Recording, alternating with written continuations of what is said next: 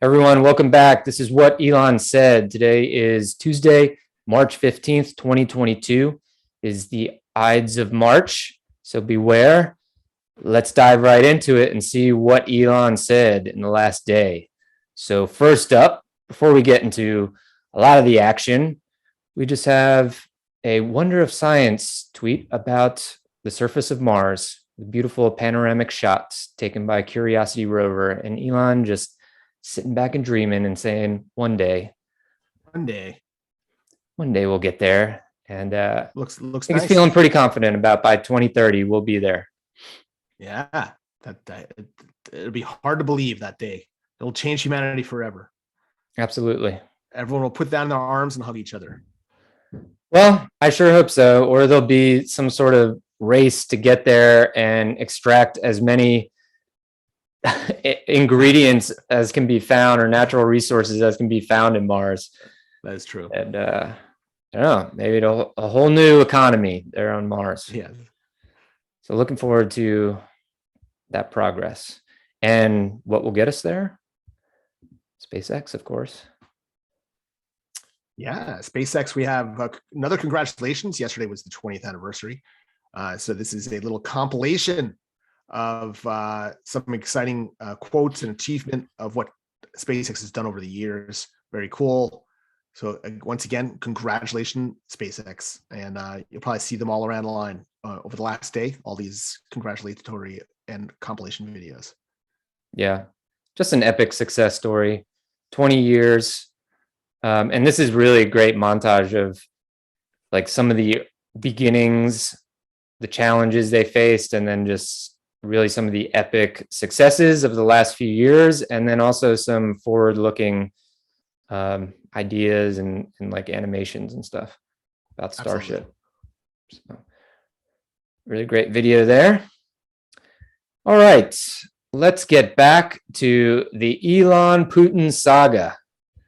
So we know yesterday that Elon challenged Vladimir Putin to essentially a combat duel in the ring, and the stakes would be Ukraine, and he tagged the Kremlin on that, and we do have a reply here, and this is from let me just make sure I get this right, but this is I believe the head of Roscosmos. I think so. Right? Yeah, so the head of science and technology for the Russian government, and he quotes an A.S. Pushkin sort of paragraph here, or maybe a poem, a couple lines at least, from The Tale of the Pope and His Worker Balda. Now, I'm skeptical as to how right that Google translates these things. I really have no other outlet but to trust them. But yes. The translation here is, "You little devil are still young. Compete with me weak. It would only be a waste of time. Overtake my brother first." What do you think? Well, I think it probably is a rough translation, but I think the comment from the head of the space agency, I think personally, like, he wanted to say something. I have the feeling that the head of the Russian space agency is under pressure not to say things and stay in line. I don't know his thoughts about a war since he's the head of a space agency, but I think he's trying to have fun with Elon at the same time showing that they're taking a stance. So he's playing both sides of the coin very carefully here, trying to add humor to it, but at the same time, you can't say that he didn't stick up for Russia against the person who really runs the U.S. space agency, which is Elon Musk. Yeah, I mean, I don't know. Does he stand up for Russia? I mean, he's addressing it, but this line is a little weird here with the "compete with me" weak, and it would be a waste of time. Overtake my brother first. I don't know what that means.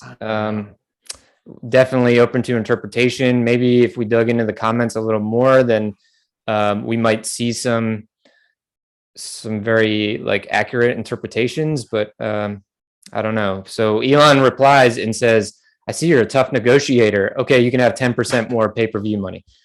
And tweets this just epic photo montage here as if this were a video game or something. Yeah. Like Street Fighter 2 we're looking at it, or like Mortal Kombat or something. Yes. And I know someone had a comment like, this is the way things were settled in the past, like the two best warriors from the group. I guess like the David and Goliath. Isn't that the story of that, where they had the two people fought to see who won the war? Or two knights jousting? Yes. Yeah, I'm not sure that Elon's really saying that he's David here. But he's definitely ready to take him on. I mean, this seems serious. I think he knows that would never happen, but at the same time, I don't know. He says he can bring his bear, so yes, he can even bring his bear. He says next, and and then he also adds, flick of the wrist, we should form a book club, and adds, a fool with a heart and no mind is just as unfortunate as a fool with a mind and no heart. From Fyodor Dostoevsky's Idiot. So yes, just showing his literature chops there, as well as his Russian, I guess. And I want to say that he liked this one too. Yes, he did, I think. Yeah, reality of Russian people in power. For a limited, ordinary person, for example, there's nothing easier than to imagine oneself as an extraordinary and original person and enjoy it without any hesitation. And here's his reply to that. Yeah, they show a mime. Yeah, I didn't fully understand, but he's beyond me. He's a Renaissance man, fluent in the humanities and the sciences. So yes, not to mention just utterly fearless, I would add. Yes. I mean, I guess you can get to that level when you have achieved the things that you have. But I also see it as, relating to his youth, where he was bullied often, as well as just standing up for what's right, which is something he seems to have done over and over again, at least what's right in his mind. I agree. Yeah. He's the ultimate example of the old Google slogan, do no harm, do no evil. He's even to the point where he's correcting all evil. He's correcting the environment. He's correcting the extension of our species with space travel, and now apparently taking on the evil empire. Yeah. As it exists on Earth. Yes. So interesting memes there. An interesting post from him from this exchange, and a lot of good comments. There was one here. Someone said, I want this to be Elon's new profile pic. He said, okay, and then changed his profile pic to that. So he's listening to the people. Plus, it's a cool shot that he probably liked. It definitely is. It's got a powerful look to it. It's got but I think it's also kind of humorous, it's like that's almost like over the top bad boy look, what I mean?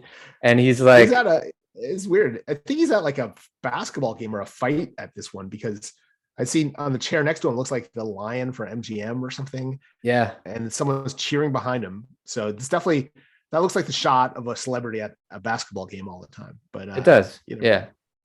But now his new profile pic. Now his picture. I woke up and saw that, and I'm like, wow, this situation with Putin is really escalating here. Yeah. I know. But yeah, I don't know. This is a video game I would really like to play, and I'm really hopeful that I'm sure we'll be one soon. It's being worked into like Super Smash Bros. Now. Yes, or something. Next Tesla. Yeah. So now we're on liked. right? Yeah, why don't we jump right into it? We'll just keep on rolling. Yeah, I think we'll go through these pretty quick. There's a couple. We went through that. Yeah, oh wait, this is an important one here. So, well, let's go back to where we left off yesterday. But first of all, Lex saying he'll referee the showdown between those two, which Lex has mentioned on his podcast. I think even with Elon on the last Elon session, he said that he hopes to interview Putin one day on his show and welcomed Elon. And Elon said, "Yeah, sure, I would join." So yeah, it was weird. He did say even another time, he said, he was before this war, I think he was planning to go to Russia and interview people. And he said Putin was one of them. I was like, was that arranged? That was kind of strange, but I doubt that's happening now. Yeah, it is. It's a strange relationship that I feel like the Russian people have with him. You know, there's like a Lex? No, with Putin. With Putin. Yeah. Yes. Yeah. It's like it's almost like a willingness to look the other way and respect. And I don't know, maybe they're just threatened or something, but yeah. He seems like a complicated figure. And I just wonder, you know, Elon and Lex in particular seem very much about taking in all data points and getting all angles on a situation. And, you know, I'd be willing to bet that they don't just take the opinion that he's a psychopath. You know, he's a complicated figure that, I don't know, they'd like to talk to and get into his mental model of the world, understand that a little bit better. Yeah, definitely. I mean, it's unique. They say it's hard to look at Russia from an American perspective. It's totally different. It's mindset. Yeah. And they went through hell for 100 years. And I'm sure in their opinion, the way things are now is much for the older generation, I should say. Things are were much better than they were just 20 years ago. And they probably attribute a lot of that to Putin. Yeah. And they get most of their information through propaganda. So I'm sure that from their point of view, he's very good for the country. That might change, if things get too hard for them, but it definitely is. The younger generation, I'm not sure, but definitely anyone over 40 or 50, that's the case. Well, and not to belabor this too much, but it's also analogous to his opinion about China, where I think most Americans would probably have an immediate, fairly poor reaction or opinion about China, where I think he goes past that initial reaction and tries to dig in deeper to understand the culture, the politics, the people, and has seemingly found success in doing that by being one of the few American companies that can open up a entire factory there. Yes, it's very rare to have your own factory you could run without government interference or government oversight. So it is pretty impressive. Yeah. Usually we're beholden to Chinese companies. I think it just speaks to his ability to not just, I guess it's a first principles reasoning, right? And like, no, I'm not going to just jump on board with the flavor of the moment.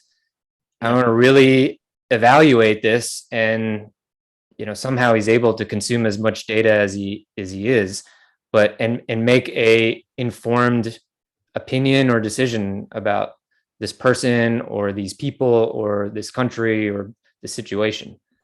Yes. The only risk in the long term is, while other companies could theoretically move their operations to other countries if things get really bad, by investing in such a big factory in a manufacturing plant in China, you're a little locked in. Might be at risk a little, yeah. But overall, yes, definitely, he knows how to negotiate, and he knows how to understand the other side in order to build that factory. Yeah. And he understands Especially, how to get cars driving themselves. that's So, right. moving But on. especially in a country that is trying to take on, like, furiously trying to get an electric car industry. Like, there's no automotive industry in China until electric came around, and now their goal is to take that industry, like own that industry. And yet they let Tesla in there, who in many ways would be viewed as competition. Yeah. I don't know how much competition they are though on the luxury level.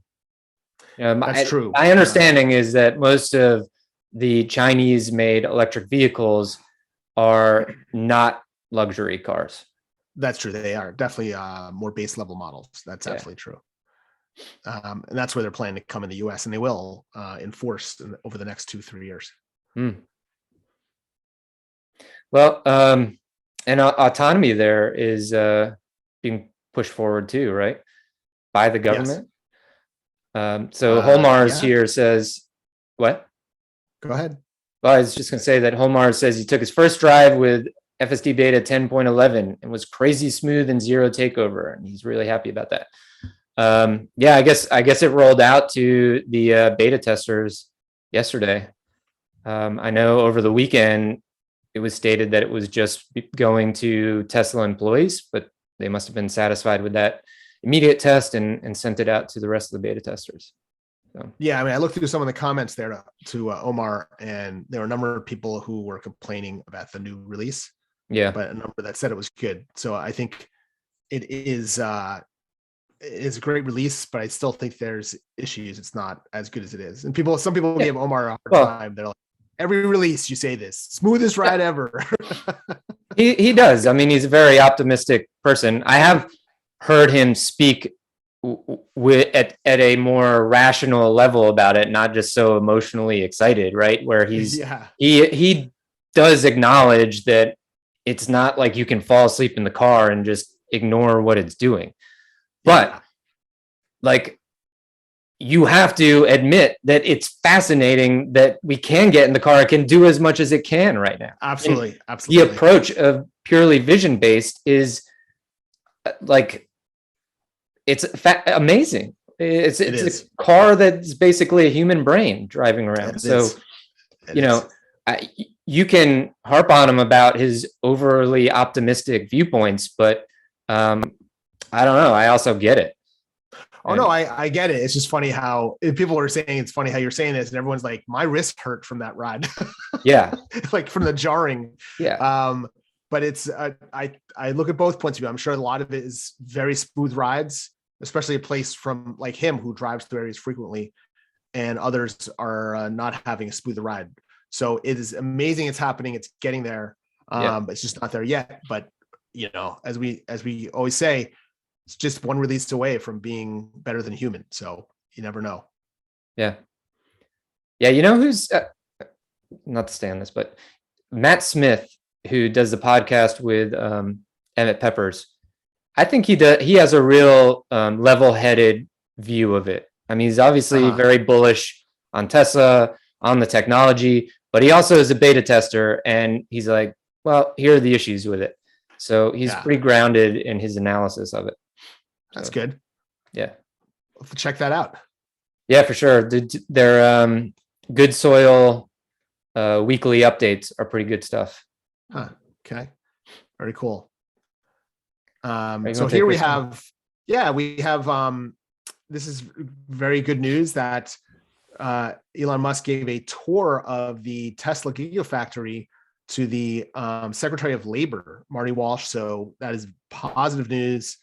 I'm sure he was pretty impressed with the facility, and it's good to see the Labor Secretary getting involved. So only positive, I think, can come from that overall. So I would agree with that. We'll see. And they met for a long time, an hour and a quarter after that as well, just talking about everything that's going on. I think Elon said he's looking forward to more continued conversations. So we'll see what comes of this. But either way, I don't think it's going to influence Tesla's goals and process, but it will get just more good publicity for Tesla in general in the federal administration. Yeah, I mean, I just think it's nice for them to finally do some acknowledging here. Yes. I mean, like, there's no reason not to, like, partner up. Let's, it's not like Elon's trying to build a walled garden here. He's happy to work with other automotive manufacturers and show them what they need to do. That's right. That's right. So all right, we better keep moving because my battery's showing low here. So okay. So Lex Friedman just had a comment that Elon liked, that I don't know if we're getting into the whole philosophy behind this, but it's just saying it's becoming harder and harder to know what is true. So that could go anywhere. That is true, but that's a deeper discussion. Does Elon liked it, agreeing on it in general? Yeah. I don't know if you want to take the next one here. Well, I'll just say real quickly, I've just been trying to utilize Twitter as a news source for, world affairs. And it's like impossible. You get both sides of opinions about things. And I don't know, you never know really what's true. Like, people say that news sources aren't accurate. Well, it's another news source saying that this news source isn't accurate. So which one is it? So I do think with more information, it does become harder and harder to nail down one true answer to something. That's it. I actually, Bill, on that, it is interesting, at least for me, for trying to get to the truth or news sources, that I no longer rely on a news outlet for my news, like, as a reliable source. I rely on people I've vetted or feel that are reliable, individuals are experts on the subject that are reliable on Twitter to filter what's going on to me. It's like, I need them to say, oh, I believe they're an expert and I believe they know what they're talking about. So what they say is what I follow. It's interesting, as opposed to and the news outlet of a paper or a TV station or even an online media outlet.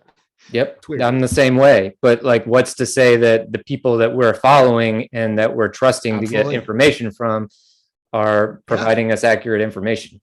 That's true. And the more that things happen where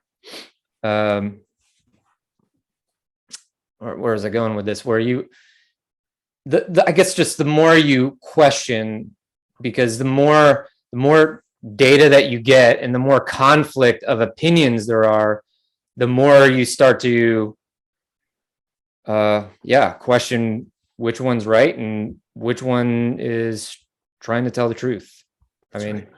You have a reply to here that Elon also liked, which was, I truly hope more schools will tackle this problem and teach more critical thinking, prepare young humans for a world in which everything and everyone is vying for their attention. Which is just exactly what we're saying. So so here's our panoramic view of Mars. I did think this one was interesting. I don't know if you saw this. Well, I saw the post. I didn't see this below it, the cartoon below it. Yeah. So I don't know if you want to take this. Well, it's just so I didn't look into Wikipedia or anything, but he's just saying that the first rule of Dunning-Kruger Club is you don't know you're in it.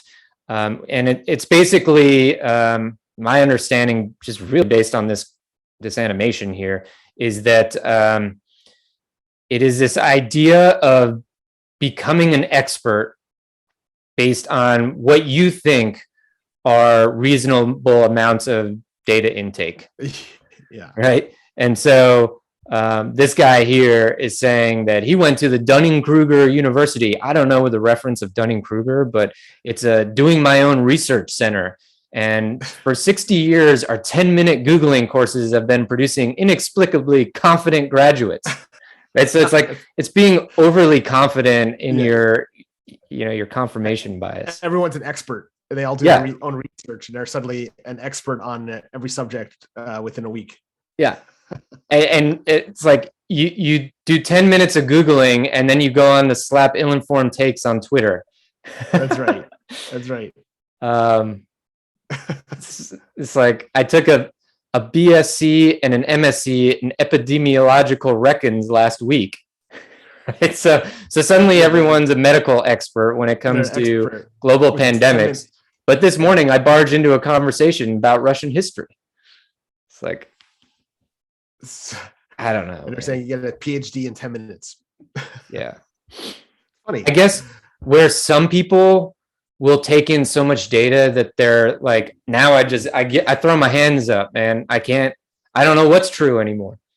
The other side of that is someone who takes in a bunch of data within 10 minutes or an hour or whatever, and then suddenly an expert on it. Like whatever they read is factual and is the truth and it's got to be argued. They don't know how to critically think all sides, or something that takes 10 years for a geopolitical degree they have in an hour. Yeah, crazy. Here we have Tesla, just nice from Tesla, Tesla Model 3 and Y combined for 5,944 total sales in Germany in February, putting those vehicles in first and second place, which seems like a low number to me for that number, but to be first and second. Yeah, I don't know. Does that mean in the country? Total sales? In Germany, I guess for luxury vehicles, I'm guessing. Maybe. But then the catch is that this is before Gigafactory Berlin has even opened for operation. Yeah. So it's just the beginning for their dominance of the luxury market, I guess, or EV market. I don't know if they're number 1 and 2 for EV. Who knows? Yeah. So just interesting little anticipation for an opening before you know it. Yeah. And it's kind of like you ain't seen nothing yet. Yeah. Just getting started. That we went through before the profile picture. Yeah. And, next up, we have this chicken. Yeah. A little, looks like a little pigeon or a parrot or something here or something. Yeah, some bird. It's like Eva Fox, just like, hey, love. Yeah, I think love she was the responding answer to Elon's tweet there. Yeah, so my guess is you just got a chuckle out of that. Yeah, and now back to the Pope of Muscanity, which is always funny, showing him with his sword. Yeah, there's more about this samurai sword further up here. But just saying, all right, so I guess we have, it's Elon versus Putin in the ring. We have Lex Friedman as the referee and Joe Rogan as the commentator. Yes. Geez, talk about stirring the pot of society here. Like, I'm sure people are just, he's certainly going even lower on some people's totem pole of like most hated people with this. I think so. You either love them or hate them. Yeah. I don't know which camp is more. So now we have thank you SpaceX and Elon Musk for making sci-fi into reality. Just a nice touch with the Starship. I think it's Starship. That's Falcon 9. Falcon going up into the sky. Yeah. And here we have another thanks from Larnese Wilson for a Starlink terminal kit here. She says a life changer, she or he, sorry, Larnese, life changer from rural New Zealand. Yeah, making the world will never be isolated ever again. Yeah. And here another article about Giga Berlin. Now, I didn't read this. They shouldn't be punished for improving plans. Did you? It was a short article, very short, but basically it's saying that, they're opening, they're approved March 4th, they're opening March 22nd, but they were significantly delayed because one of the reasons was that Tesla changed their plans to make it more efficient, and they were punished because they made it better. Their approval process took much, much longer. Okay. So someone administrator within Germany was saying that we need to change our process so that way this type of innovation is not held back, that we shouldn't punish companies for improving. Nice. That's all it was saying. Yeah. Good point. Good point. We have more 20-year SpaceX birthday video montages here. To show all destruction, all the disasters. Oh yeah, I love this one. Okay, yeah, this is like Right? a. Is this the one? I think From so. the It very starts out start. that way. It starts I think out, so. and then we get a clip from the 60 Minutes interview of Elon just saying, he never gives up, and then we see all these successes. So Yes, pretty yes. cool. That's right. Right. Yeah.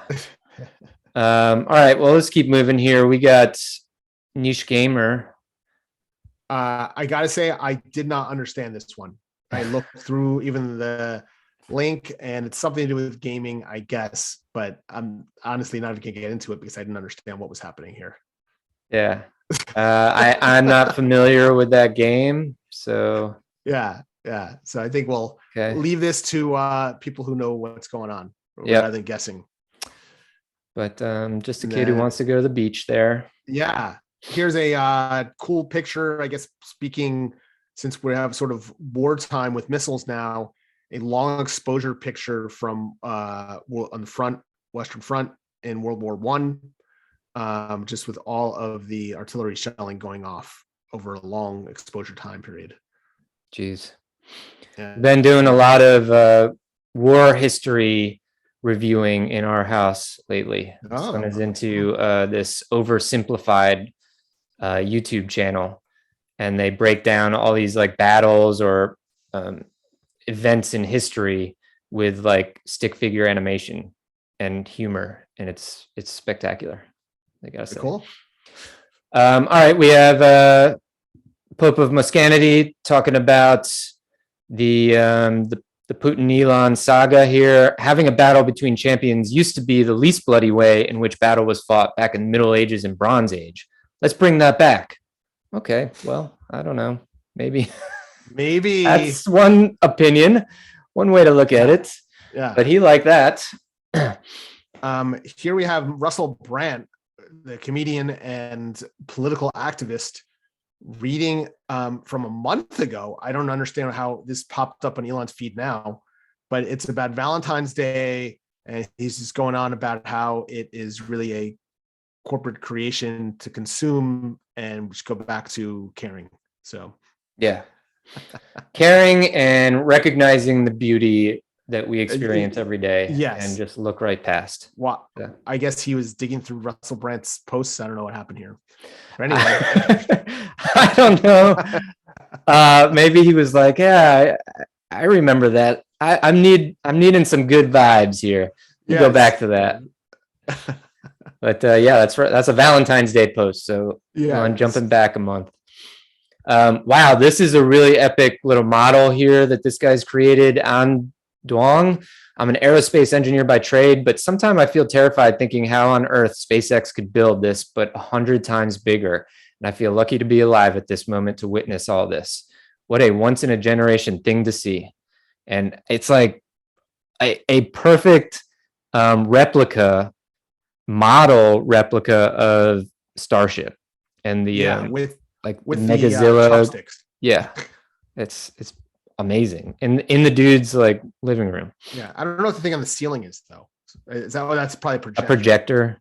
Just just part of his house, I guess. Interesting. Oh yeah, yeah. So this brings us back to a meme from yesterday, huh? Yeah, just she's explaining what it is, which I think everyone kind of understood, but she felt that she had to explain it. I don't know that see, this is addressed to those who support and or use the situation in their own benefit in Ukraine for their own benefit.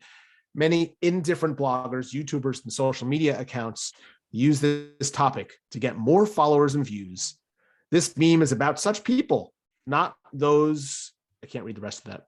Those who sincerely care about Ukraine. Who sincerely care about Ukraine. Yes. Yeah. So it's basically saying that it's, don't support the current thing just to get attention for yourself. Yeah. Yeah. I think you nailed it yesterday with your dialogue about this. Yeah. Thanks. Exactly. You said exactly what she said, basically. So lastly here, we have Pranay Padhol with an old video clip of Elon with a samurai sword and doing some rather dangerous looking stunts here in some sort of office with a piece of paper and a samurai sword.